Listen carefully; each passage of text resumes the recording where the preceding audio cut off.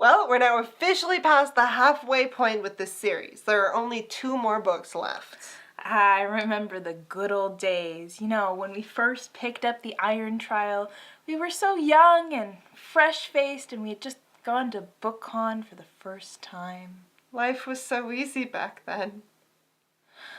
It was so untrue. Shh.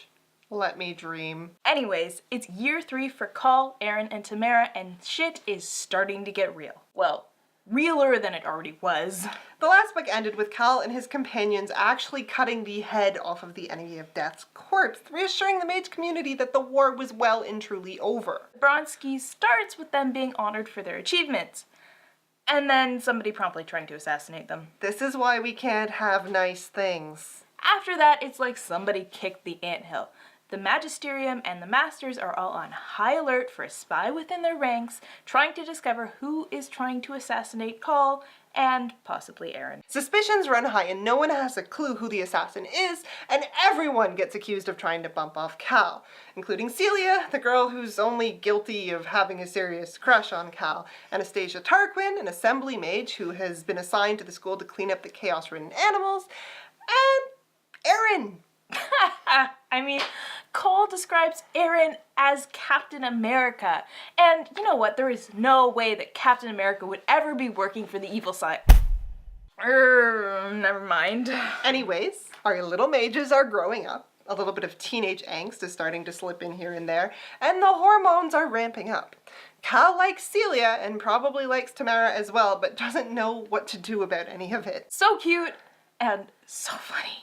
Then, of course, because Cal's friends are awesome, they decide that they're going to be his bodyguards 24/7, which is a nice gesture, but a pretty terrible idea because they are never around at the right moment. Then the Masters do really want to help Call, but they're comically useless and never around when you actually need them. The whole book basically goes like this. Masters, we're going to protect you, Call. Let us handle this and don't investigate it yourself. Call's friends, we got your back, Call, but if we do this one stupid, dangerous thing, we can probably figure out who the assassin is. Call, okay, let's do it. Call and his friends, oh shit, we messed up and this is really stupid, help! Masters, what did I just say? And repeat. But it's not half so boring as all that. Claire and Black do an amazing job of keeping the pacing up, growing the characters, and posing some really interesting moral questions. Like, where does personal responsibility end? And where is the line between understanding the villain and being the villain? And just how do you start dating without it being totally embarrassing?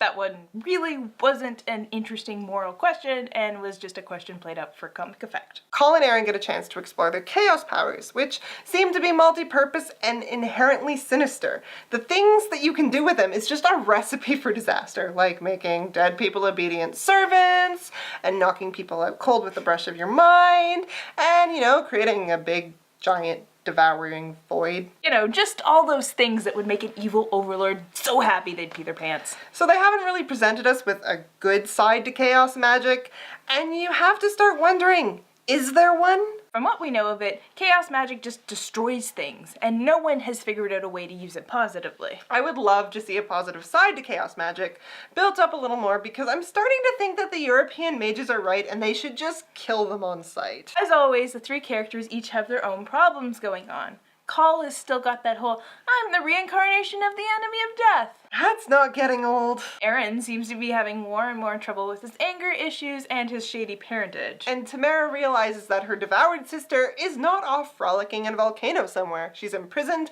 and a lot of people have lied to her about the facts of life. But it's the ending that really proves that when Cassie Clare and Holly Black promise a genre-breaking series, they don't just stop at the first book. The ending is just, wow.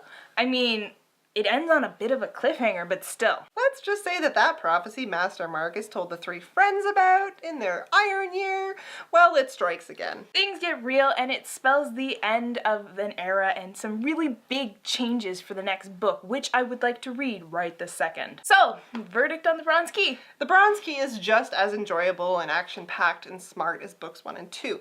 This series has been consistently delivering every time, and I would be absolutely shocked if the rest of the series doesn't continue to be awesome. I think the Bronze Key might actually be my favorite one so far. It's tight, well thought out, enduring, and it turns the plot up to 11. There is so much we can't discuss here because of that one big giant spoiler that changes absolutely everything. So if you want to listen to our brilliant discussion of the ending, check out our spoilers review and we'll see you all next year. Bye, guys.